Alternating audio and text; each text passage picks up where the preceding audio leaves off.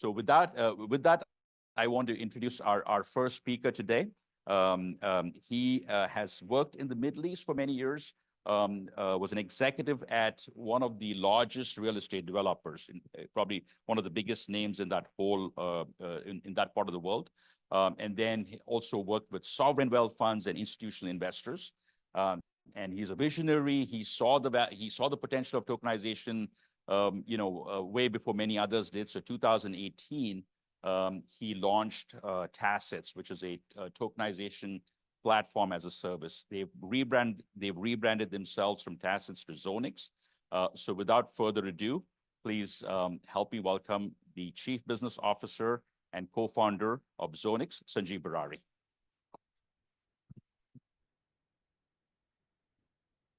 Thank you, Tanvir. So that's a detailed introduction. I just want to kind of explain you about our journey, because the space we're in, it took us like first 3.5 years to get our first paid client. So it's not an easy journey to begin with. So it all started in 2017. So let me just give you a brief about, it was actually, our company name was Rialto earlier.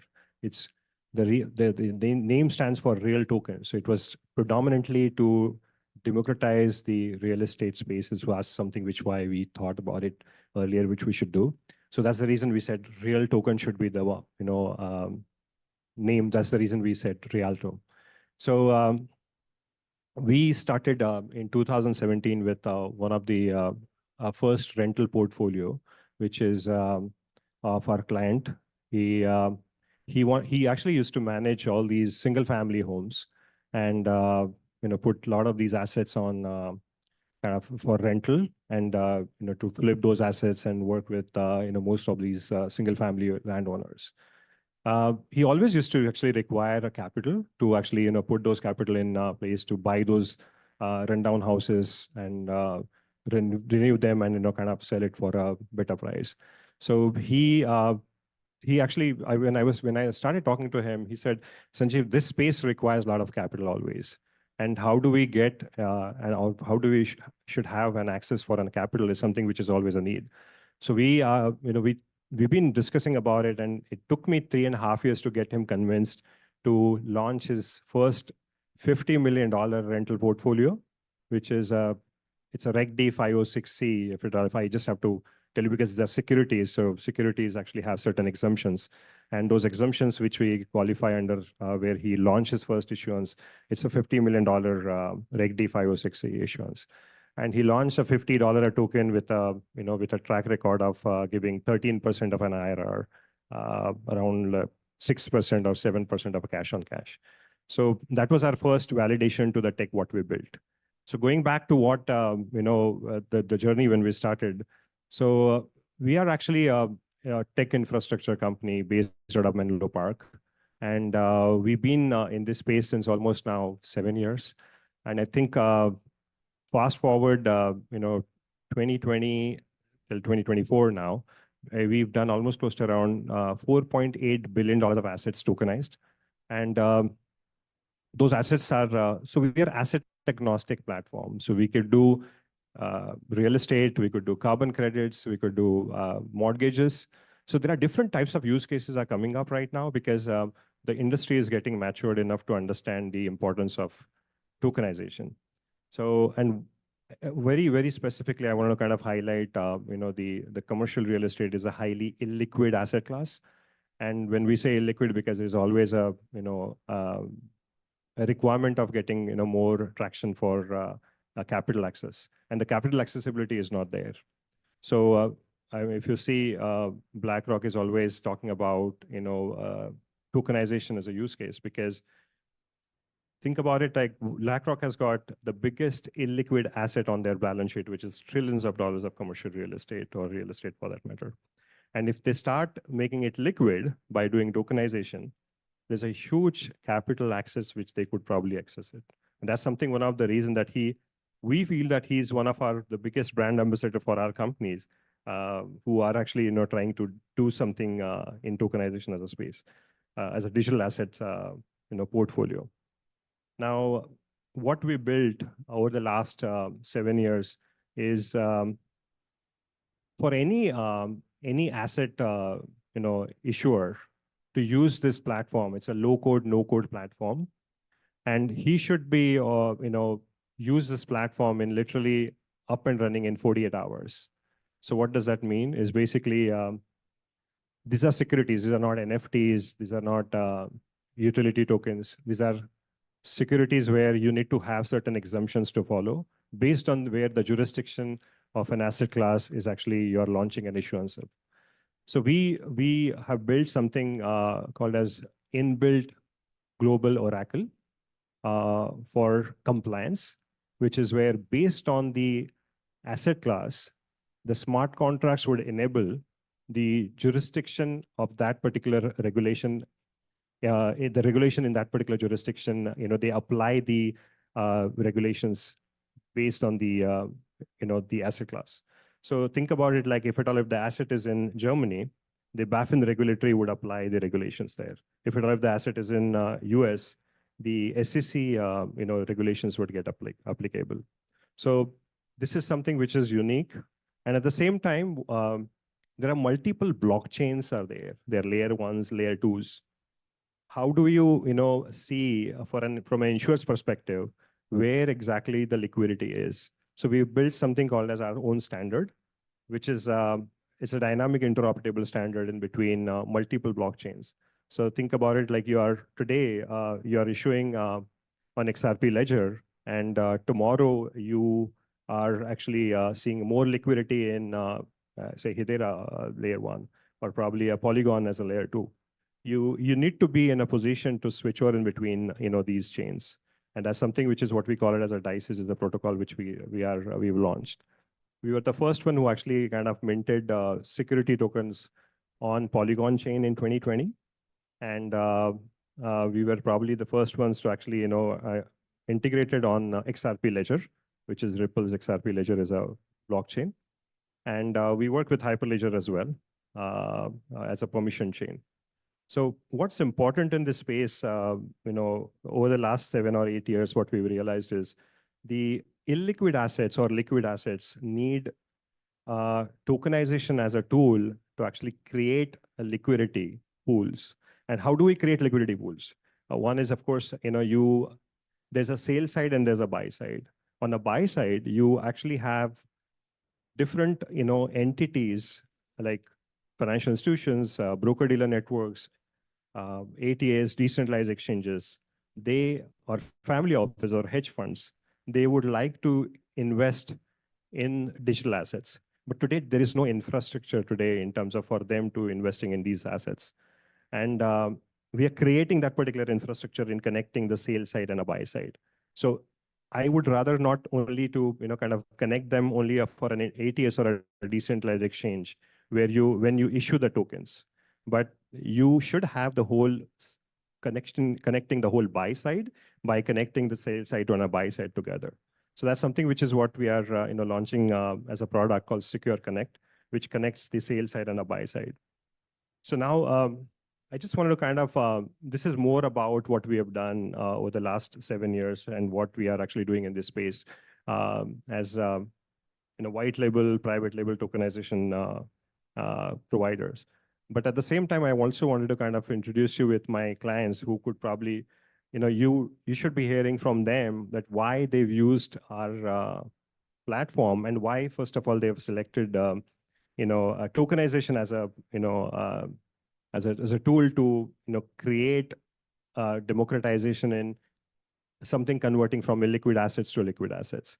And I have 2 of my good friends and our partners, or probably you can say our clients.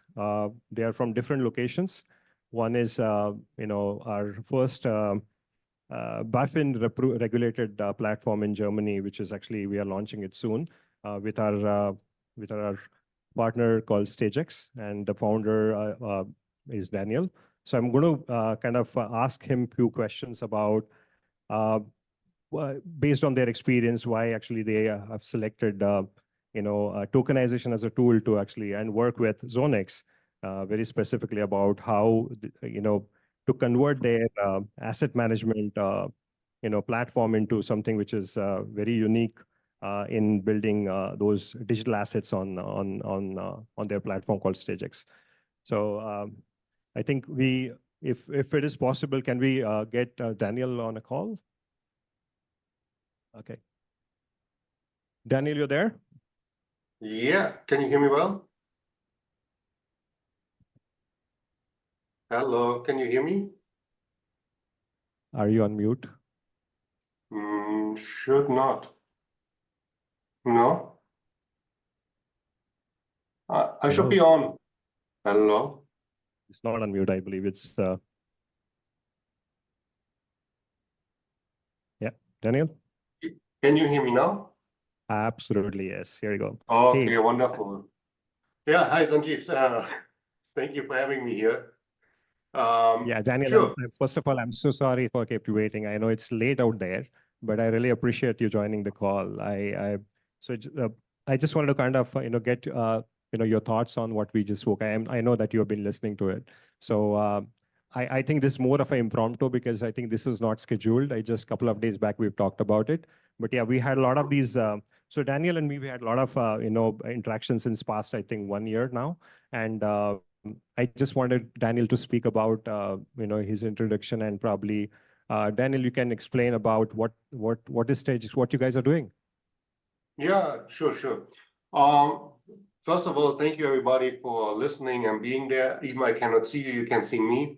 I'm Daniel, co-founder of StegX. I'm actually located here in Frankfurt, Germany, and we are building a marketplace together with Zoniqx, which is more than just a traditional siloed marketplace in the tokenization world, but we are building a whole ecosystem for real assets. We will focus on real estate. That's also where my co-founder and my background comes from the traditional finance world, where we have been in the last decade building the largest fund administration platform in real estate in Europe. So that means that we have been acting as the intermediary between all kinds of asset managers from around the world and institutional investors from Europe. And in that role, we have seen that hardly any parts of the whole value chain are digitized. And therefore, we were thinking a long time about what is actually the first step for the asset management industry and the real estate sector to finally start the digital transformation. We always have regarded this somehow like a dinosaur. Everybody wants that something changes, but nobody's really taking the first step. And the tokenization is helping us to start from top to bottom. That means by digitizing the real estate investment product with the help of the tokenization, then we can digitize the whole value chain and all the core parts and core processes within the value chain. And that's also where we came across Zoniqx, and we have shared a lot of time together with Sanjeev Birrari on various conferences around the world, literally around the world, and spoke with a lot of people in order to get understanding.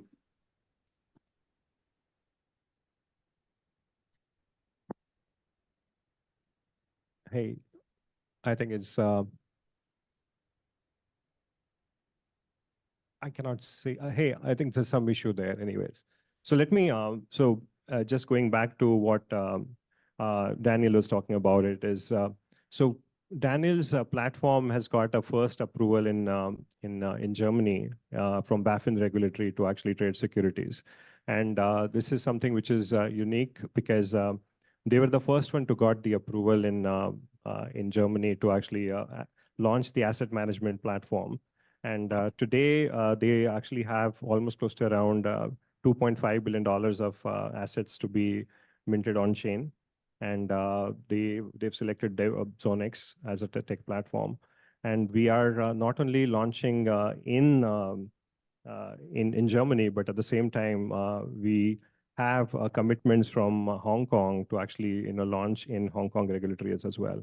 So there's a lot happening on that space. I think there is some issue, the technical glitch out here, so I don't want to kind of go back. But I think I have my other, a good friend, Nathan from Miami is joining in, and I believe I would like him to introduce because Nathan's issuance is close to me because this is my second issuance in when we started working in 2020, and then I believe launch in 2020, 22, if I'm not 22, yeah. Yes. So Nathan, over to you, please. Hello, can everybody hear me? Yes, well, absolutely. Yes. Oh, great. Thank you so much for having me, Sanjeev, and it's great to meet everyone there, and thank you for the opportunity. Nathan, can you explain us about what exactly your past, like what's your experience and what's your background and what exactly you're doing with Fraxion? Absolutely. So currently, I am the co-founder and managing director of Randolph Main Capital Group, creator of the Fraxion token and the Fraxion marketplace. I have over 20 some odd years in technology and startups and real estate. So, when everything started taking place with the blockchain and everything was happening with the ICOs and cryptocurrency, coming from the .com bubble, I was kind of a little hesitant because I would read all the white papers, but I didn't quite understand what the value was. And so my concept and my idea once I was in real estate, been a real estate agent and now a broker for the last 10 years, I wanted to take a real asset. I wanted to take a real property and put it on chain. And so that concept and that idea I thought at the time was novel, but come to find out, it's been something that many people were trying to do at the time. And so when you and I met in Miami, it was just perfect timing. The timing couldn't be better. And so our partnership has been great. So, and it allowed us to actually work with two of the major developers that we're working with currently right now to provide access to institutional grade real estate investing. So our first token that we launched was a debt token, and we were very excited about that. We have about 400,000 tokens on chain currently right now. And our second, as you know, our second project that we're looking to launch is a marketplace to actually raise capital through equity.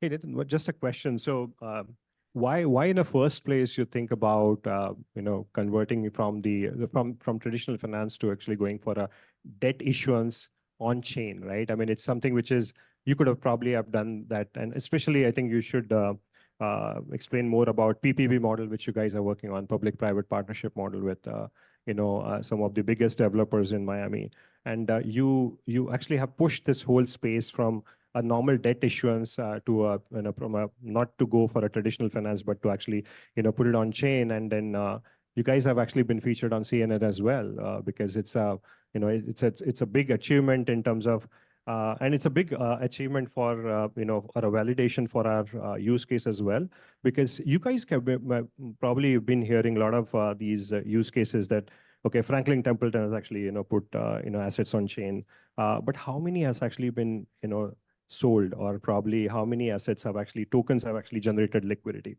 Now, if you think about Nathan's story, it's basically it's a $5 million Reg D 506C issuance, and they've generated almost around $400,000 in literally I think 2 months time, right? Yeah, about 2 months. Yeah. Yep, that's correct. Yep. And now Nathan is actually going to be launching his second issuance, which is it's an equity issuance of $10 million by using the same Reg D 506 filing. So I believe there's something which is interesting. If you can just put more kind of focus on how you actually have why you have decided for debt issuance on chain rather than going for a traditional finance.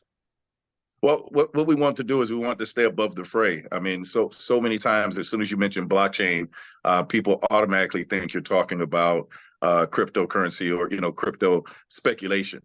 So what we wanted to do is we wanted to make sure that our investors, first and foremost, understood that this was a 5-year hold, and we felt comfortable doing that because of tokenization, the ability to have liquidity. We knew that we could create an ecosystem, if you will, that if someone had a liquidity event, they would be able to trade their tokens on the secondary market or peer-to-peer. So what we try to do is consider the fact that the investors had a very safe place, if you will, to invest in high-end institutional grade real estate investments. So one of the things that we talked about was, number one, providing access. So the developers that we're working with, one is one of the largest developers in the U.S., African-American developers in the U.S. He uses a public-private model to get a lot of his projects off the ground and funded and those type of things. So, you know, we saw an opportunity to say, here's access, number one, through Fraxion to participate in an investment opportunity you would normally wouldn't get to the normal retail investors. And number two, they could get a 10% per annum, earned on that money just sitting there and investing with some of our major developers. So we thought that our initial launch for debt was a safe way, de-risked way, and to fly above the fray of what was taking place a lot of times with cryptocurrency speculation. We currently now, we realize, Sanjeev, that the equity is also a great play. So with the marketplace that we're launching now, it's targeting African-American and women-owned business developers and development. So we want to provide access to people who are normally locked out of the opportunity to raise capital. Just to share with you and your audience, out of $84 trillion of private equity, only about 1.4% of that is distributed among minorities across the board. So when you're talking about blockchain and democratization, we thought this was a great way if we could create a marketplace where we now could list businesses and projects and actually take real businesses, real assets, and put them into on the blockchain and tokenize them, but we can make a dent in some of that gap. Thank you. I think the other thing what you need to probably understand is you could also do a debt and an equity issuance and tokenize them, or probably a portfolio. You could just tokenize them as a whole. A package for you to raise capital. So this is an alternative, way to raise capital. If you think about it in terms of, tokenization is actually a, alternative ways to raise capital. So thank you so much, Nathan. I really appreciate you joining a call. And then, hey, so I just want to kind of go back to, what we were talking about, in terms of, the tokenization and the whole space is moving. Actually, see, what we are trying to build is actually the whole system, the whole ecosystem where anyone wants to kind of tokenize any kind of an asset, because these are securities, you probably have to govern more with the regulations.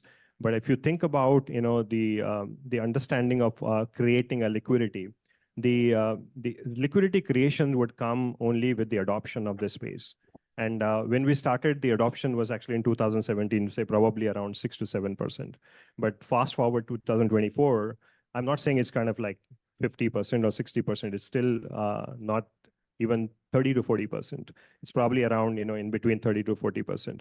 But because there are certain, big institutions are actually pushing this space and actually showing the validation of the technology, which is like, the RWA is trending because there are tokens have actually been, creating liquidity. That's something which is kind of a better, space for all of us to, kind of understand the space more in deep, and then actually, kind of understand the technology as well and the infrastructure which is around with this space.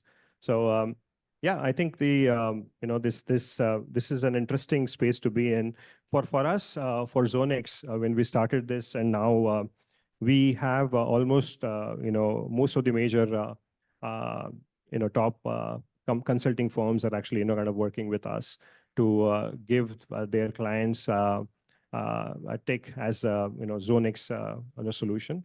And we are actually also kind of moving more globally, because what we built is a global compliant platform, and which can actually be accessible from any regulations in anywhere in the world. So I think that's basically what I think I just wanted to kind of, I know that we don't have much of a time, but I think if you have any questions, I'm here. Please let me know. My company name is Zoniqx. We actually have I'm in fact moved from Rialto to Tassets and Tassets to Zoniqx now. It's just rebranded our company. So just let us know if you have any questions. I'm actually around. My name is Sanjeev. I'm the co-founder and chief business officer of Zoniqx.